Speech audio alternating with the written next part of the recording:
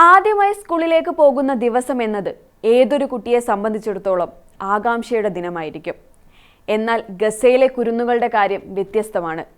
തിരിച്ചു വരാനാകുമോ എന്ന ഉറപ്പ് പോലും ഇല്ലാതെയാണ് അവർ ഓരോ ദിവസവും സ്കൂളിലേക്ക് പോകുന്നത്. കാരണം ഇസ്രായേലിന്റെ ആക്രമണം തന്നെയാണ്. ഇസ്രായേൽ സേന നിലയുറപ്പിച്ചിരിക്കുന്ന മഞ്ഞവരയ്ക്ക് സമീപമുള്ള പ്രദേശങ്ങളിലാണ് ഈ ഭീതി വലിയ തോതിൽ നിലനിൽക്കുന്നത്. മകളെ സ്കൂളിൽ അയച്ച ശേഷം കുട്ടി അവിടെ സുരക്ഷിതമായി എത്തിയിട്ടുണ്ടാകുമോ എന്ന ആശങ്കയിൽ പലപ്പോഴും പിറകെ പോകാറുണ്ടെന്നാണ് ബെയ്ത്ത് ലാഹിയയിലെ ഒരു രക്ഷിതാവ് പറയുന്നത്. മകൾക്ക് നല്ല വിദ്യാഭ്യാസം കൊടുക്കാനുള്ള അതിയായ ആഗ്രഹമുണ്ട്.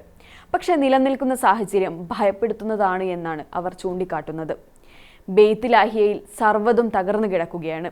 ഒരു വെടിവെപ്പ് ഉണ്ടായാലോ ഷെല്ലിംഗ് ഉണ്ടായാലോ സുരക്ഷയ്ക്കായി കയറി നിൽക്കാൻ പോലും ഒരു കെട്ടിടത്തിന്റെ മറയില്ലാത്ത അവസ്ഥയാണെന്ന് വിദ്യാർത്ഥികൾ സാക്ഷ്യപ്പെടുത്തുന്നു. ഗസയിലെ ഇസ്രായേലിന്റെ നിരന്തരമായ ആക്രമണങ്ങൾ വിദ്യാഭ്യാസത്തിന് ആവശ്യമായ അടിസ്ഥാന സൗകര്യങ്ങളുടെ ഏറിയ പങ്കും നശിപ്പിച്ചിരിക്കുന്നു. അതിനാൽ തന്നെ ബെയ്ത്ത് ലാഹിയ പോലുള്ള പ്രദേശങ്ങളിൽ ടെന്റുകളിലാണ് സ്കൂൾ പ്രവർത്തിക്കുന്നത്. അതിനാൽ തന്നെ അവിടെയും ഒരു സംരക്ഷണമില്ല. ടെന്റുകൾക്ക് വെടിയുണ്ടകളെ തടയാൻ കഴിയില്ലല്ലോ എന്നാണ് വിദ്യാർത്ഥികളും അധ്യാപകരും ചോദിക്കുന്നത്. പഠിക്കാനുള്ള ദൃഢനിശ്ചയം ഒന്നു മാത്രമാണ് അവരെ ഈ ടെന്റുകളിലേക്ക് നയിക്കുന്നത്. പല ദിവസങ്ങളിലും പഠിച്ചുകൊണ്ടിരിക്കുമ്പോഴാകും വെടിയൊച്ചകൾ കേൾക്കുക.